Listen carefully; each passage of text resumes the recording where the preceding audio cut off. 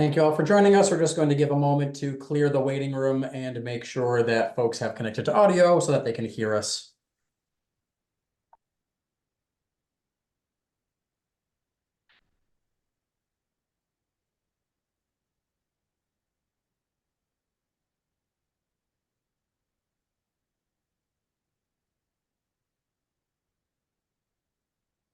Good afternoon. This is an administrative hearing before the Mayor's Office of Consumer Affairs and Licensing.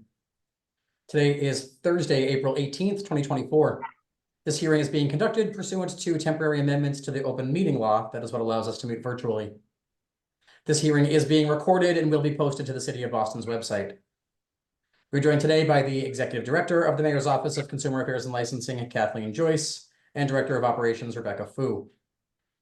I will read the item on today's agenda into the record. I will then ask who is present on behalf of the applicant. You'll make a brief presentation regarding the proposal, followed by questions by the Entertainment Division and testimony beginning with elected officials or their representatives. For members of the public wishing to testify, please limit your testimony to 2 minutes, and please state your name, address, and affiliation, if any. The only item before the Entertainment Division this afternoon is the Bowery Presents LLC, doing business as the Stage at Suffolk Downs, located at 525 William F. McClellan Highway in East Boston. The application is to maintain and operate entertainment categories consisting of audio devices, projectors, instrumental and vocal music, disc jockey, floor show, dancing by patrons, and athletic events on the following tentative 2024 dates, with events to end no later than 10:30 p.m. And the dates that were advertised in the Boston Herald are as follows: Saturday, May 18th, Sunday, May 19th, Saturday, June 1st, Sunday, June 2nd, Friday, June 7th, Friday, June 14th, Saturday, June 22nd, Friday, June 28th, Saturday, July 27th, Friday, August 9th, Saturday, August 17th, Monday, August 19th, Thursday, August 29th, Friday, August 30th, Friday, September 6th, Saturday, September 7th, and Saturday, September 14th. Who is present on behalf of the applicant? Good afternoon, Madam Chair, Director Fu, Attorney Green, Kristen Scanlon for the applicant. Also here with us today is Josh Body, who is the Senior Vice President for Bowery Presents, as well as General Manager for the venue, Julia Chaporas, who has over 15 years of experience managing venues for Bowery in New York City. Happy to finally welcome her to the Massachusetts team here. If I may proceed. By way of background, and as the board is aware, Bowery had its inaugural concert season at the Stage at Suffolk Downs last year in 2023. As a refresher, the outdoor venue, which is mainly general admission, can accommodate up to 8,500 concert goers. For comparison, the Pavilion in South Boston is approximately 6,000 concert goers, the Garden 12,000, and Fenway 35,000. The proposed concert and community events season for this year is May through October, as Attorney Green noted in the legal ad dates that were published, with most concert dates falling on a Friday, Saturday, and Sunday, with the exception of 2 falling on a Monday and a Thursday towards the middle and end of August. Prior to today's hearing, we did have the opportunity to meet again with nearby abutters and East Boston residents a few nights ago at a Mayor's Office of Neighborhood Services hosted meeting. Overall, the meeting was productive, with Bowery and HYM responding to items raised with a thoughtful approach, which is truly a testament to how both entities, for that matter, operate, not only with this venue, but for all their venues. Bowery is certainly committed to continuing to be good neighbors here and strive to create a place that folks are truly happy to have in the neighborhood. With 2023 being the first year of operations, and as with any of their venues, and certainly with outdoor venues, Bowery adapts and implements changes as needed in order to improve operations moving forward into the next season. I'll turn it over to Josh Body in a moment, but of note, some of the improvements they will put in place for the 2024 season include a live event hotline with calls and texts monitored in real time on event days. Notably, when they received any complaints last season, the data does show that they addressed them accordingly, and complaints were thereafter notably reduced. As far as sound mitigation is concerned, and again, Josh can dive into this more in depth, they will be reducing the decibel limit that they're allowing, and sound monitoring will be ongoing, of course, within the venue, as well as having sound engineers going through the neighborhood as well. Some other items that did come up between last year and this year with the neighborhood and in discussions, of course, with the board and BPD and Orient Heights Neighborhood Council as well, is better pathways, better lighting and lit crosswalks in particular for folks and concert goers exiting after events at night. Implementation of rideshare geofencing with improved signage in the area where they'll be working with the predominant rideshare operators, Uber and Lyft as well. We did also hear from some folks regarding some trash issues in particular post events, and Bowery's definitely committed to working to see that the immediate neighborhood is void of excess trash post closing time and sending folks out to make sure that that's done right. At this moment, I'd like to turn it over to Josh so he can address a few more matters that we talked about regarding what's planned for the 2024 season. Thanks, Kristen. Thank you, Madam Chair and licensing board and others here. Further, to Kristen's point, through the neighborhood meetings and through our experience from last year, we evaluated what worked well, what didn't work well. Last year, as for background, we had two sort of weekend festival events, one in June and one in September. The June one went off with minus the weather raining out one of the days, went out with minimal issues, I think, on our end operationally. It's always obviously things that we can improve on, but I think in terms of the issues that we saw, we were able to kind of have a successful weekend of concerts. September 15th and 16th, we had another follow-up weekend-long concert event. And I think what we found on the Friday, the 15th, I think as the board is aware that we had a number of noise complaints. And that was some of the first year experience or lack of experience, I guess, in knowing what sound level exactly works at that site. As Kristen mentioned, looking forward to 2024, we've dramatically reduced what our sound decibel limits were for what we had last year, as opposed to what we'll be allowing this year, which will be much more in line with what the real-time readings were from the June weekend in 2023. So we kind of use that as a benchmark of if June 2023, I think there was maybe one noise complaint or two noise complaints, and we figured out that sound level is what works for that site. In addition, some of the other improvements, including, the traffic management plan and implementing that, we've made tweaks to that from last year. I think by and large, the vehicular traffic was leaving the site directly for the folks who parked in the parking lots were not an issue. We're looking at what we can do to reduce impact on the neighborhood, and certainly for rideshare pickup and drop off, making sure that is clear there, as well as going through the neighborhood post events, as Kristen mentioned, to make sure that excess trash and our impact on the community is limited. I think, as Kristen said, and just to reiterate on our end, we enjoy operating in the city and everywhere that we operate outdoors, and we truly want to be good neighbors. And I think some of the process that we went through with the abutters meeting the other night, as well as the Orient Heights meeting back in February, is definitely something that we look forward to continuing to partner with the neighborhood and being good neighbors and having this be a value add to the area.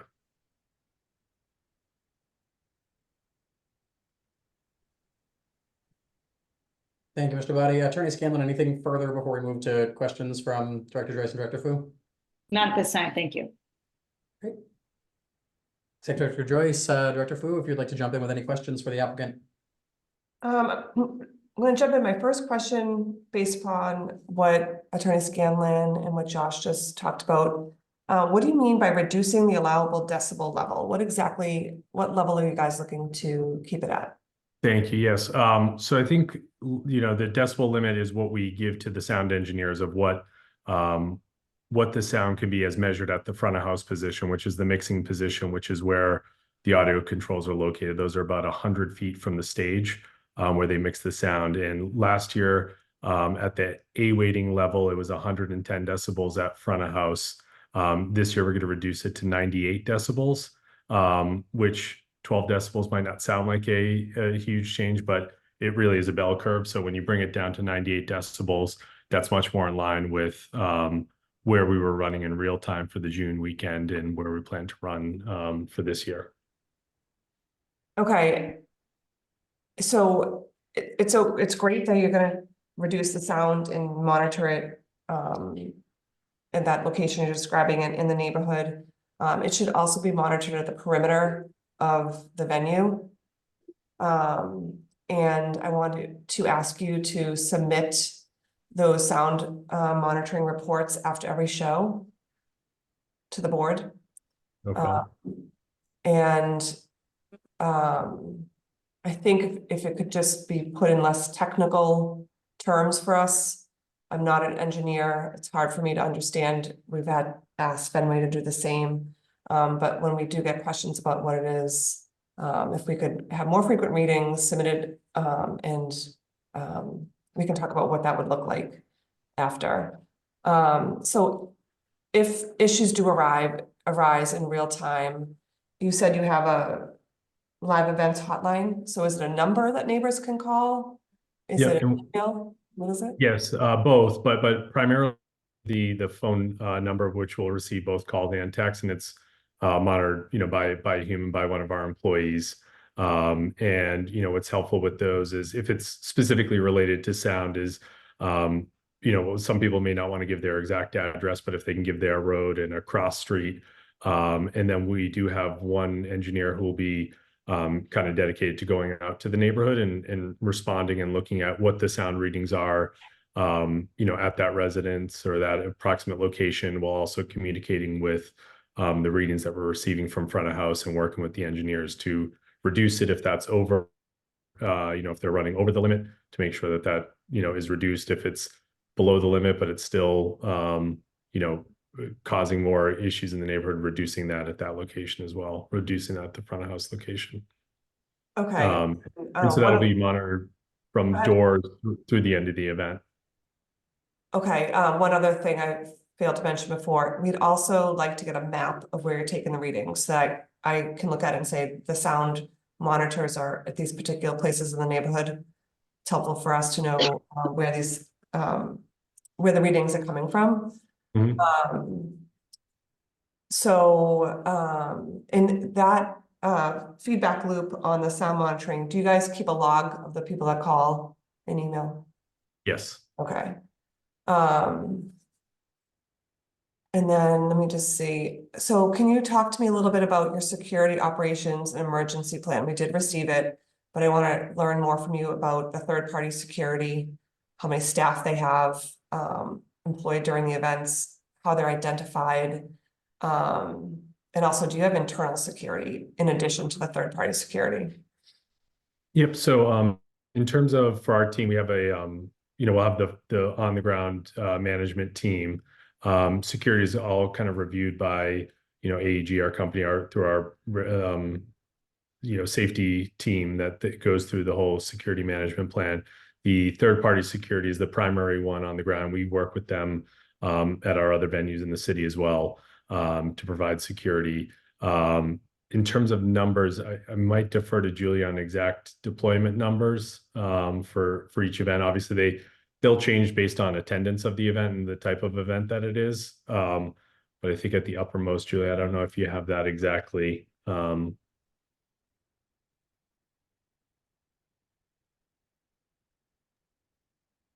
Yeah, I believe it was 34. I'm just pulling up from there, 34, which is one per 250 attendees.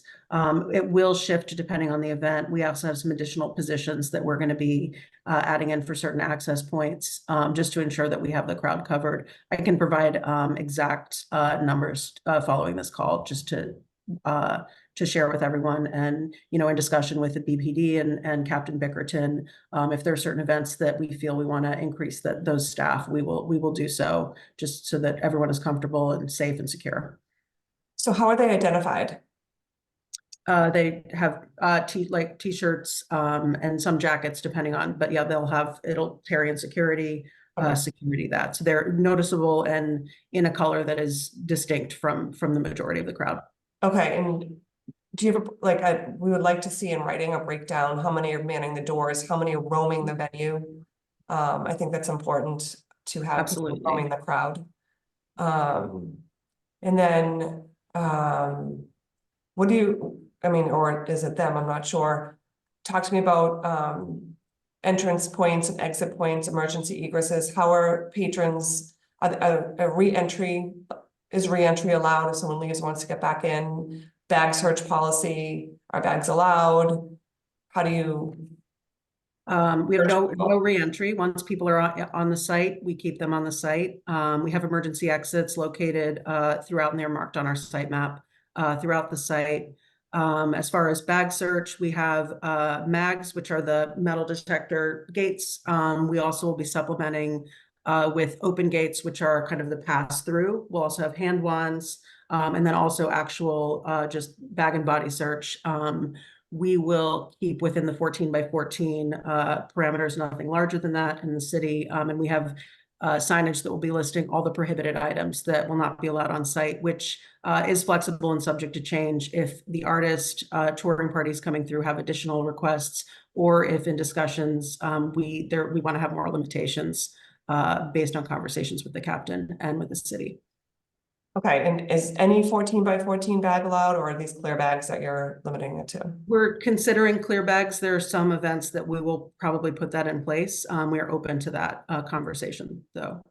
Okay, and I did look at the site plan and where the stage is and the layout from the show. Does that change from show to show, the layout? No, that our site plan is actually very comprehensive to pretty much the max of what we would do on site, of what we're requesting to do. There are some shows that we may have fewer of the 10 by 10 tents up, but all the trailers, the stage, the concessions tents, where the porta johns are, all of that, that's all going to be in place for the season and stay consistent. Okay. So in addition to the management team that acts as your internal security and your private security team, what do you do about BPD detail, police detail in general?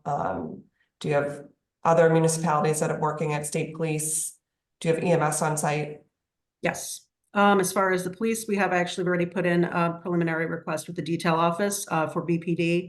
We'll also have the MBTA police, Revere PD, and then also state police involved. So all four who were also involved last year, but making sure that we get everybody aligned. And then as far as EMS, we're going to have our on-site EMS team. We're going to have 2 to 4, depending on the nature of the show, and additionally a privately owned ambulance company who will provide 2 ambulances with 2 additional EMTs on site for every show as well.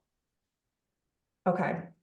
And additionally with BPD as well, we executed an MOU for overtime as needed with BPD. So in case that the detail doesn't get filled and the captain determines that he needs to assign people. I'm not sure if I'm using the right terminology there, Captain, but if he needs to put people on site, we have that agreement in place that will pay the overtime that's needed for those.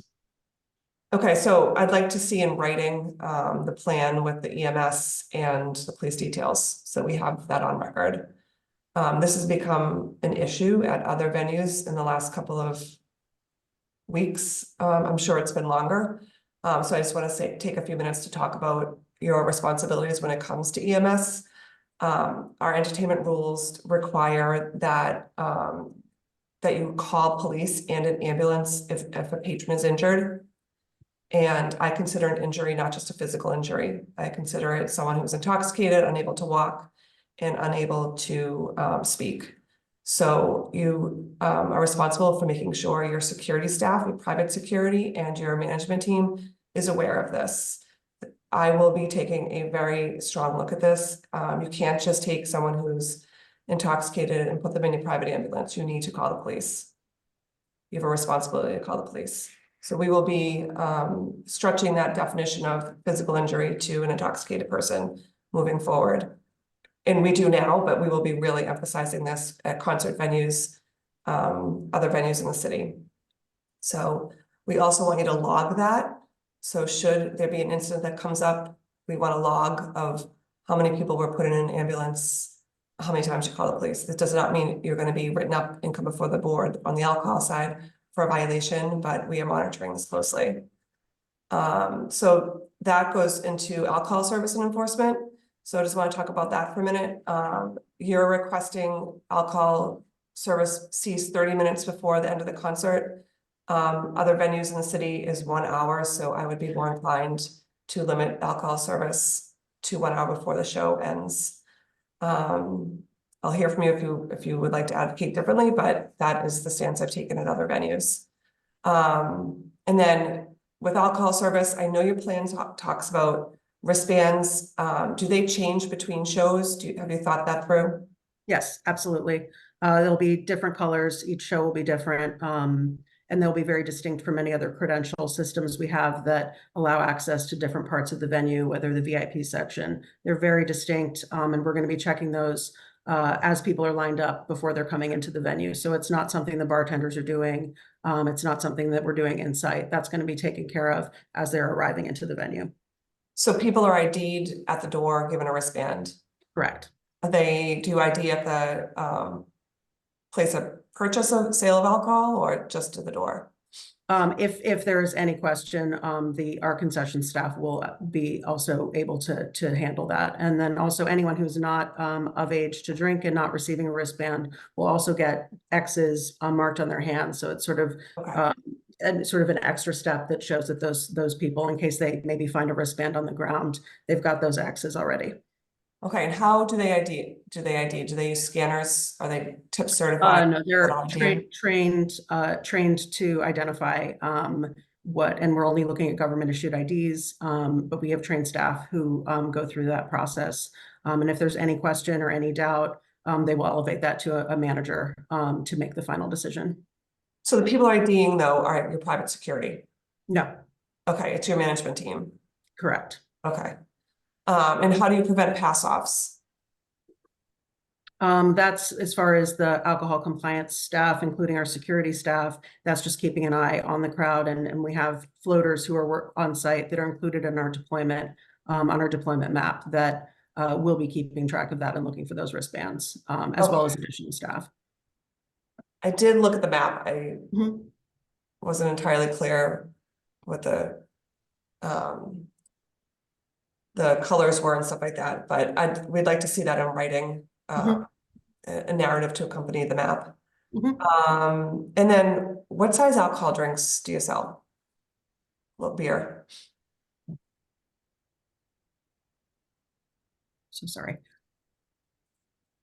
So I think it varies from 12 ounce, 16.9 ounce. I don't think last year we served any 24 ounce containers. So I think it was limited to the 12 ounce, 16 or the 16.9, I think is the Okay. European.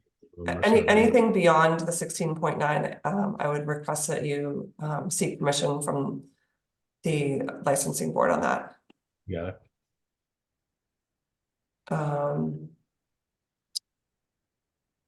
Let's see what else we have.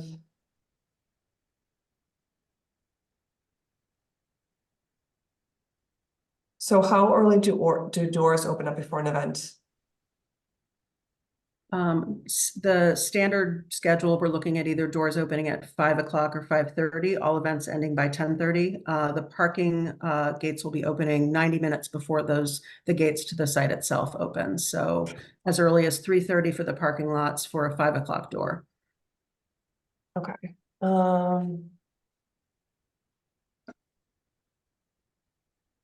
And I just wanted to go back to their schedule of events. Which one is it? I think we'll probably hear from Captain Bickerton, but Thursday, August 29th, school has already started in that neighborhood, the Excel school. So I just want to I'm keeping that in mind as I take a look at this application. How close to the venue is the nearest residential house, your perimeter? We're talking about like, the neighborhood being impacted by the concert venue, a concert on a school night, neighbors complaining possibly. So if you could just let me know, or if you know, how close is the venue to the actual neighborhood? I know that it's not a hard line because sound travels, but just to give me a better idea. I've been out there, but I didn't go into the neighborhood.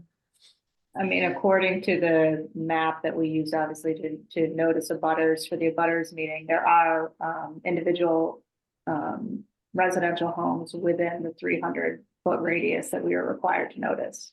Okay. I'm gonna turn over to Rebecca, because I know she's taken notes. Rebecca, is there anything else that you wanted to ask before we moved on to public testimony?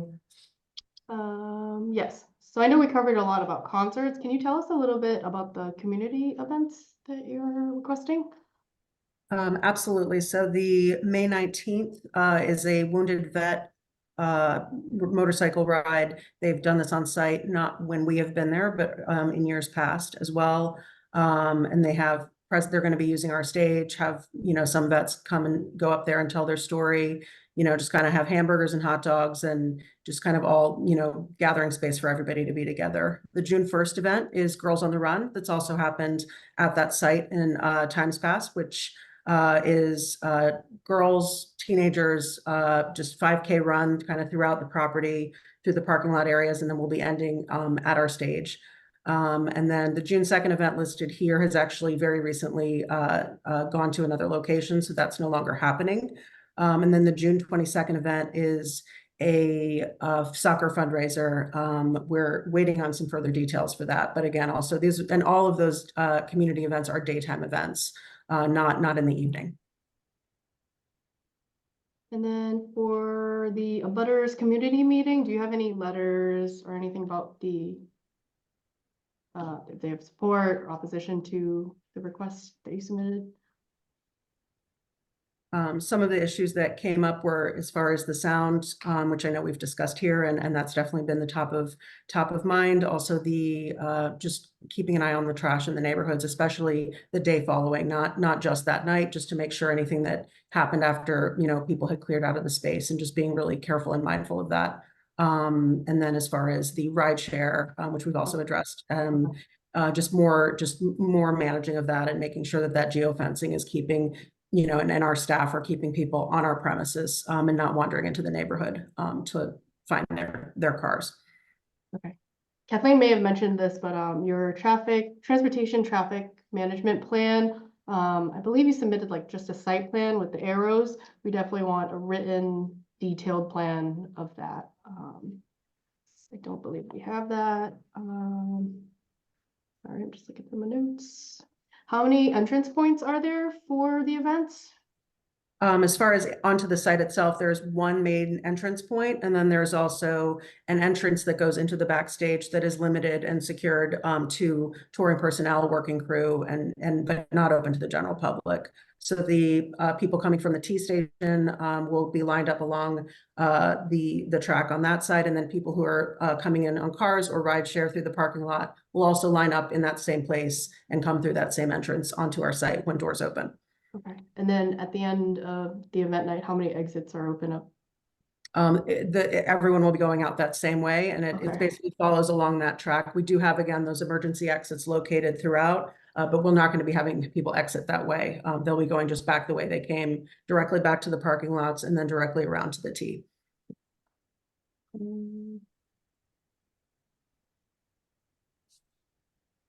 I know you noted some alcohol compliance staff, floaters. How many alcohol compliance staff do you have and floaters? As far as we have guest services staff that will be a little bit flexible depending on shows that will be going throughout the staff. We also, again, will have the bar staff, the concessions, who are also going to be keeping an eye on that. And then those roaming security staff that go throughout, as well as the stationary ones for the locations they're in. They're just not as able to move, but everyone's going to be on radio and can easily communicate with across departments if there are any issues regarding, you know, alcohol compliance, security, or otherwise. Okay. In your plan for the security, when you update it, can you just include about approximately how many staff for the different types? Yeah. Yes. Thank you.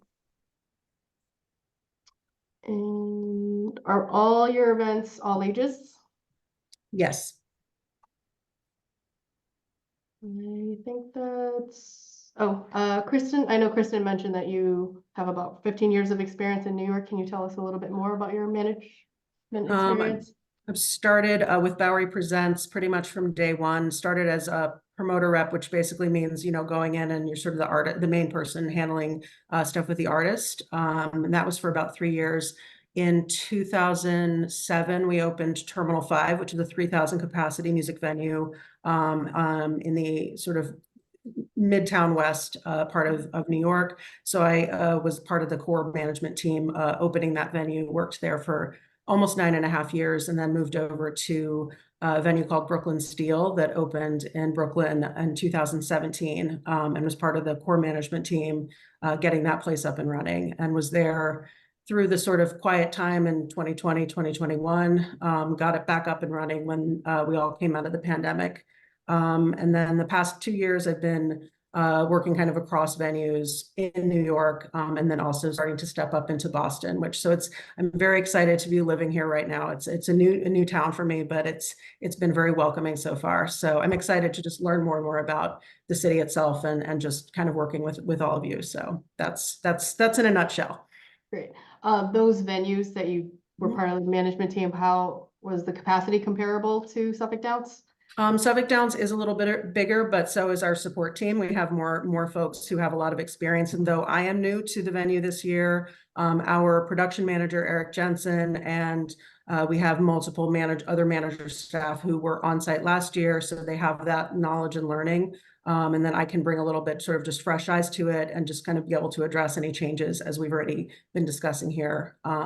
And then, of course, we have our not all of our support comes from our operations and management team. We have, Josh Body, our booking team, our ticketing, marketing. We have just a lot of good support, and it's a very all hands on deck kind of company. Thank you. Mhm. That I believe is, oh, actually, sorry. Concerts, can people buy at the door, or it all has to be, they can? Yes, absolutely. If tickets are still available, of course, if we're sold out, unfortunately, we have to turn those people away. But yeah, we will have tickets available. We have a box office set up inside of the entry gates. So after people have walked onto the premise, but we have a box office. So if anyone has any issues with their tickets, any need to purchase tickets, if they're checking in for will call, if their tickets have been left at the door, that's there. And that's before the ticket scanning point, which is the entry space where security check happens. Thank you. Mhm. That concludes all my questions. Thank you. Thank you. Thank you, Director Joyce. Any further questions? Not at this time. Great. And anything further from Attorney Scanlon or the applicant team before we move to testimony? Not for me, thank you. Great. Good. Are there any Thank you. individuals who would like to testify on this matter, beginning with elected officials or their representatives? Yes, Madam Chair. At this time, the mayor's office could defer to the judgment of this division. Some background information on the community process. ONS hosted a butters meeting on Tuesday, April 16th. 34 people were in attendance. We had 3 members of the local carpenters union call in to express support. One supporter was hailed from Revere. There was some concerns raised regarding noise, as well as the venue's proposed traffic mitigation. Several folks asked if the stage could be rearranged to face towards Route 1A. One member of the Friends of the Belle Isles Marsh stated she was concerned about impacts that noise may have on wildlife and conservation efforts being made at the Belle Isles Marsh.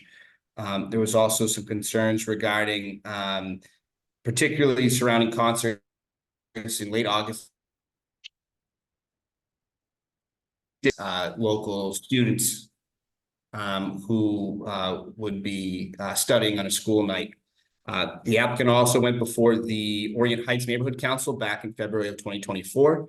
Folks in attendance also voiced concerns about traffic, noise, and parking. One constituent shared that it took her an hour last year to get from Revere to Orient Heights. A few residents of Waldemar Ave, which is one of the abutting streets, have also shared a desire to have greater enforcement from the city regarding parking, residential parking restrictions in that area. There was also mentions of just impacts with pickup drop-off from Ubers, Lyft drivers, etc., which I believe the applicant was able to answer some of those concerns that were held. And with that, ONS has forwarded 2 emails to the board that we've received from abutters, and we'll defer to the board at this time with that information. Thank you. Thank you, Connor. Are there any other individuals who would like to testify on this matter? And if so, you can either just unmute yourself and identify yourself and provide your testimony, or you can also use the raise hand function if you'd like to be called on. Great. Captain Bickerton, your hand is raised. You may please provide your testimony or questions. I know we've gone through this quite extensively the last few times, and we've sat down and met with HYM Bowery and Suffolk Downs, and I've met with Julia also. Just a couple of questions, and I don't want to sound repetitive.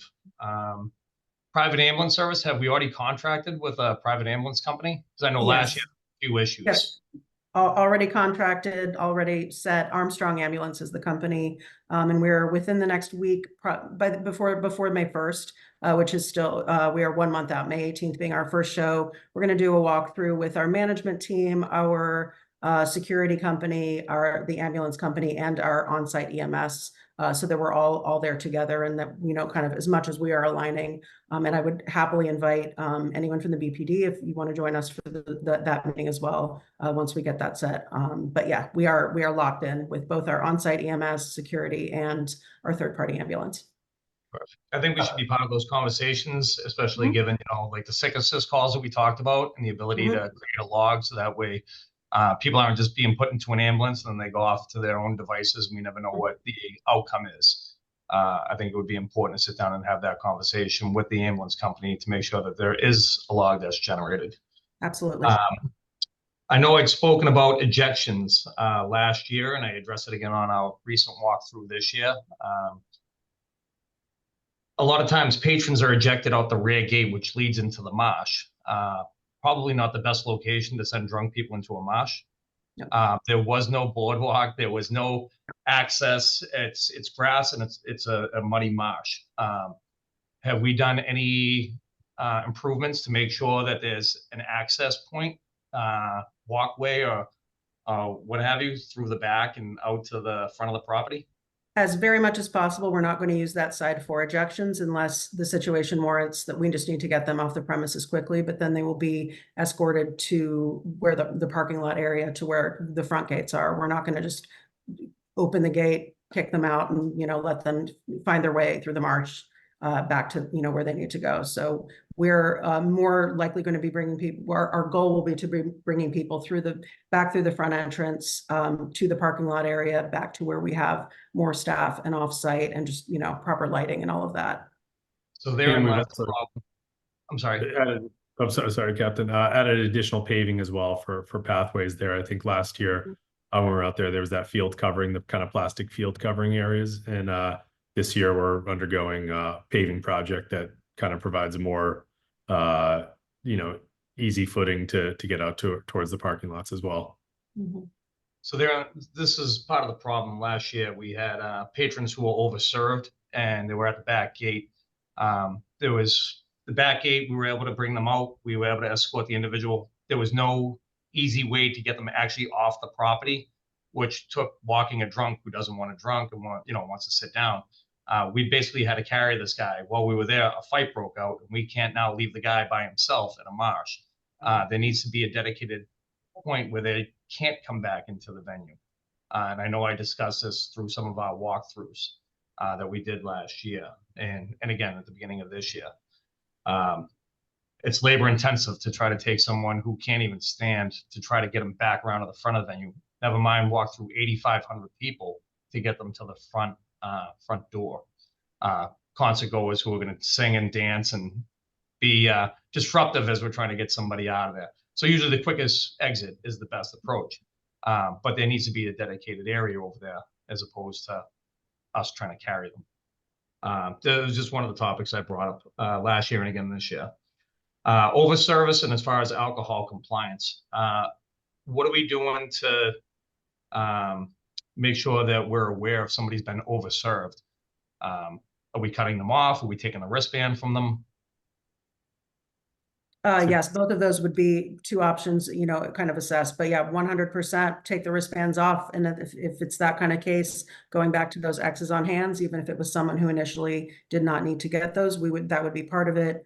Yeah, definitely cutting them off, communicating that and escalating that further if it warrants, asking them to leave the site.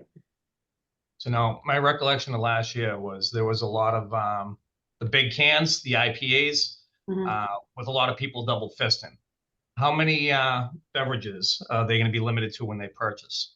No more than two, and then if the situation warrants, if the show warrants, going down to one, and we can make that decision during the event. That can be something, again, everybody's on radios, all the concessions.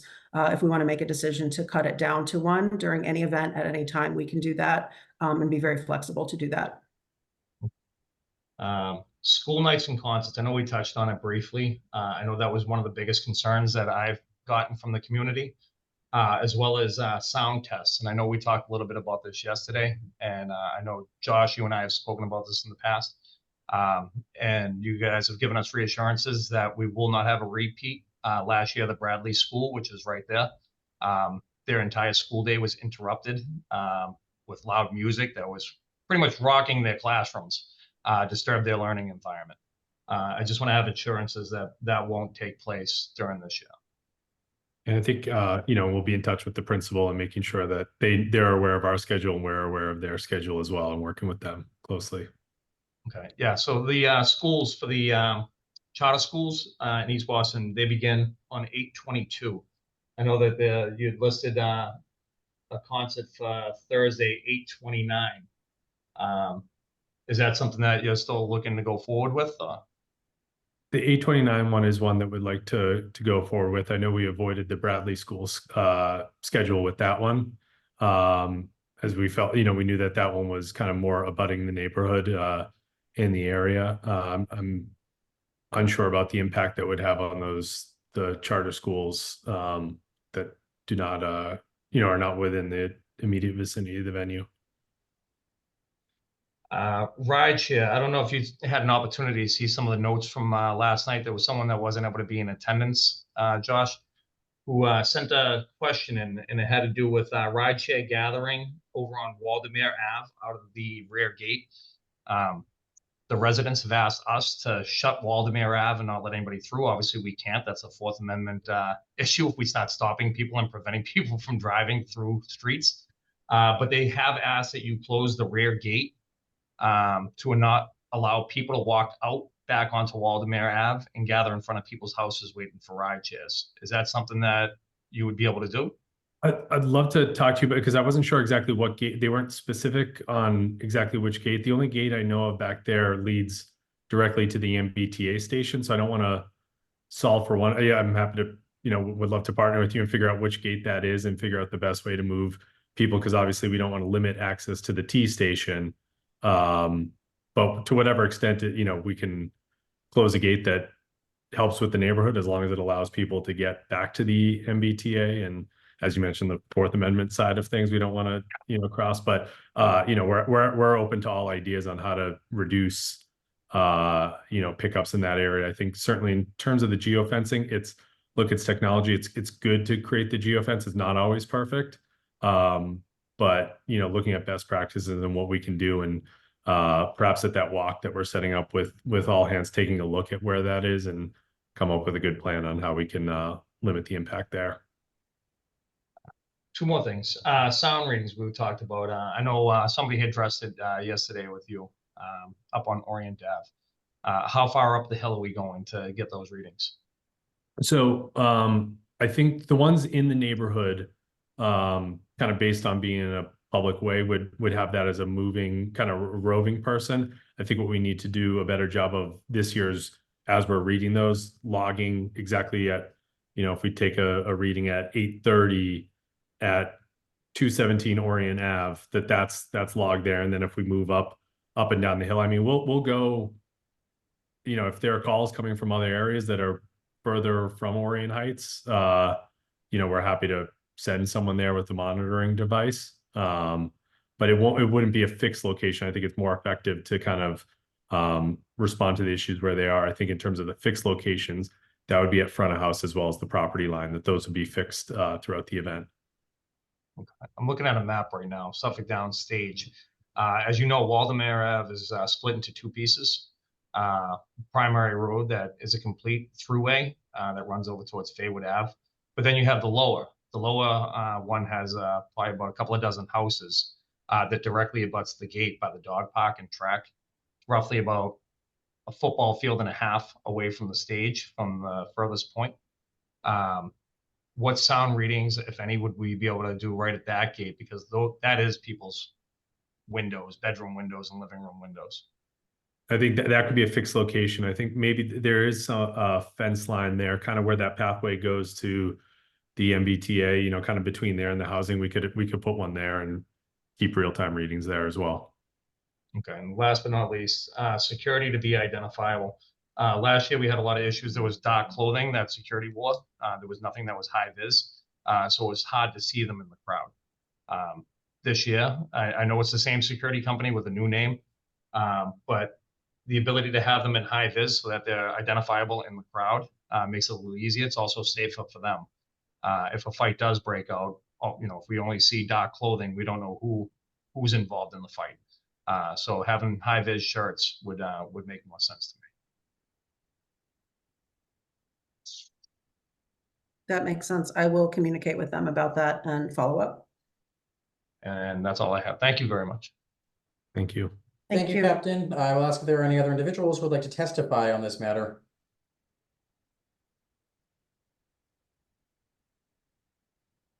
Ms. Madeline Stasinski, I will ask you to unmute and you may please provide your testimony. Hi, sorry, I couldn't see where the hand thing was. My name is Madeline Stasinski. I'm the founder and co-director of ZooMix, co-founder and director of ZooMix, which is a youth development organization based here in East Boston, Mass. And last year, both Tom O'Brien and Josh reached out to us about the concerts that they were doing over at Suffolk Downs. And we've continued, well, we've participated in some of those events last year. I was very impressed with the functionality, just the streamlined functionality of utilizing that space, particularly that being the first year, and have always been impressed for many years in the way that Bowery operates their venues throughout the city. So I'm really pleased to have them in the neighborhood. I run this youth development center, and there are a lot of career path opportunities that we've been talking to Bowery about in terms of our young people, both, you know, engineers, artists, management folks, production crew, et cetera, and ways that we really hope to, you know, if this relationship continues, hope to tap into opportunities for our students. So I just wanted to say, and I'm also a resident of East Boston, a business owner in East Boston, et cetera, for decades. So Captain Bickerton, it's great that you're here. Tom O'Brien, so nice to see you earlier, and I hope that everything's going okay there. Josh and other folks from Bowery, thank you. And Rebecca, we're also in conversation about another thing, so it's nice to see you on this line as well. Thank you very much for your testimony. Are there any other individuals with us who would like to provide testimony?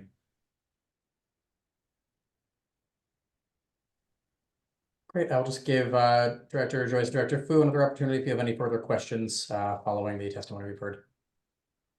Just a request to share with us a map of where the security cameras are gonna be and the number of security cameras you have in the venue and in the parking lot. That'd be helpful. And just a question on the cameras, or is all the footage saved for a particular amount of time? Oh, it is. I'm not sure, but we'll put that in there with the map, so you have that. Perfect, thank you. Thank you. Director Joyce, Director Fu, anything further? Attorney Scanlon, oh, sorry, Director Fu, what was that? Nope. Nothing, great. Attorney Scanlon, anything further? Nothing further. We'll make sure we get all these items over to you as soon as possible. Thank you very much. And with that, that is the only item before the Entertainment Division this afternoon that will adjourn this hearing. The division will take this matter under advisement and will issue a written decision. Thank you all and enjoy the rest of your day.